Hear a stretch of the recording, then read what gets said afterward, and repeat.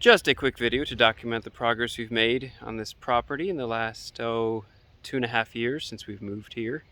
We've done a lot.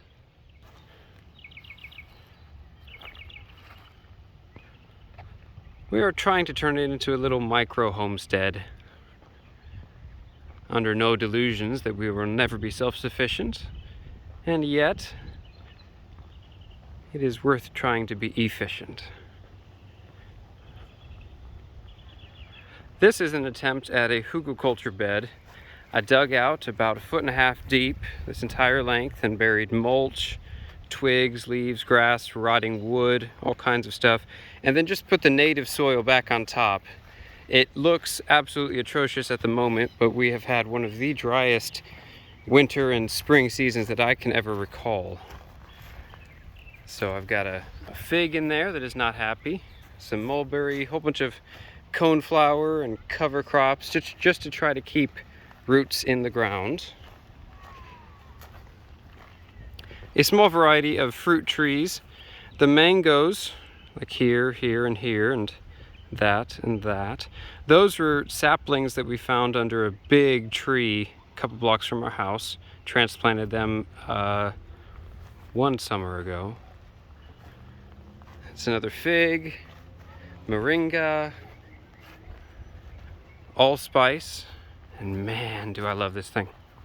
This is quite the thing.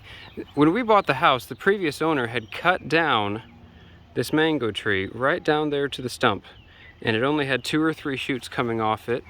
And in the last 2.5 years, we fought with it and tried to keep it pruned and fertilized and mulched on the bottom, and finally it is fruiting. So we're ecstatic about that.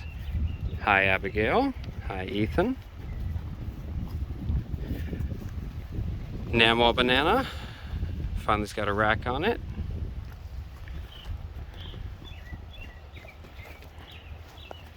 Whole bunch of miscellaneous things, a lot of tomatoes, green beans, sunflowers. This is Florida broadleaf mustard going to seed for next year. These 2 beds, here and here, I'm attempting, I don't quite know what to call it, but it's basically a mulch bed. It's about 1.5 feet deep of just mulch, and it's been there for about 6 months, and it's just starting to decompose. The big problem I'm having is there's really no nutrients in it. It holds water well. Any seedling you put into it or transplant absolutely thrives. It loves it for the first couple of days, but then it just languishes because there's no nutrients really. You can direct sow into it as well, and it sprouts up pretty quickly, but I'm having to amend with liquid fertilizer every couple of weeks just to keep the things alive. That bed and the next one is just regular amended soil as best I can amend it, topped with mulch. All kinds of seedlings. Papaya, I've chopped them down once. These 2 have been amazing. We've gotten probably 20 or 25 papaya off these, but then they stopped producing, so I chopped them back to reset. We've got mulberry and an older mulberry, fantastic.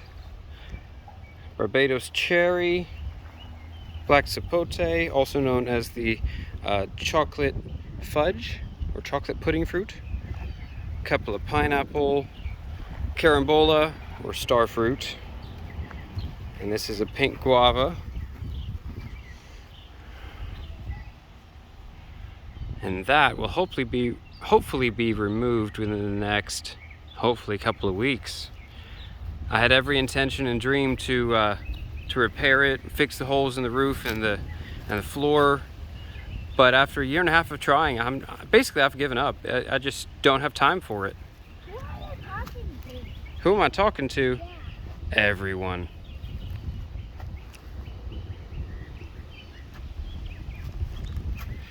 So this is my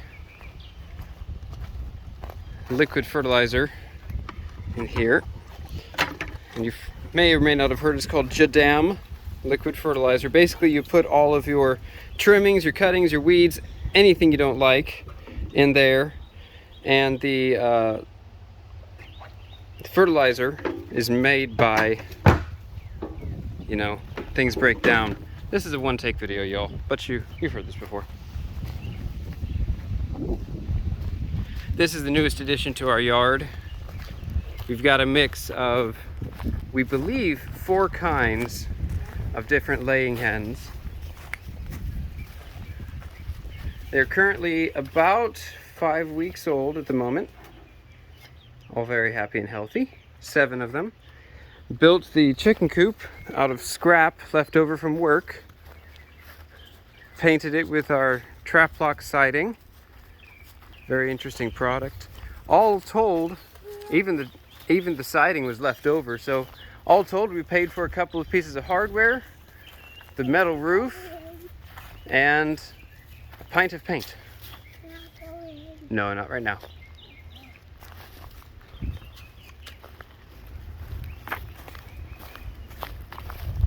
When we purchased this house, you couldn't walk through here. It was an absolute jungle. There was a pond here, maybe here, and then a little river with a big arched bridge, and then another pond over on that end with giant rocks all the way around and a waterfall.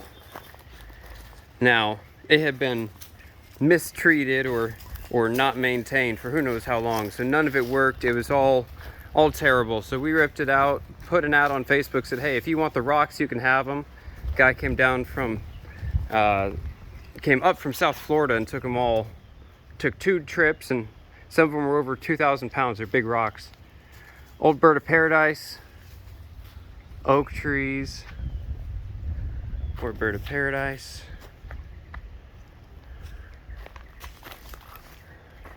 Built that fence so the kids can play back here. We've got a carambola and yucca up the side, yucca up that side. Got in touch with my local, or one of the local tree trimming companies around here, and they delivered, I think we've had 5 or 6 truckloads of mulch at this property over the years. We mulched all of this, deep mulched it, basically filled in that pond with mulch, about 2 feet deep, and it's just broken down. I probably need to add more at this point.